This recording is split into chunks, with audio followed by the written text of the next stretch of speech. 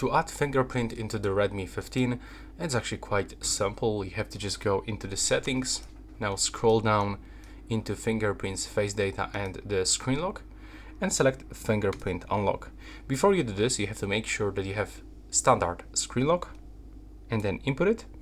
And now, as you can see, all we have to do is just to put our finger on the sensor that is synchronized with the power key.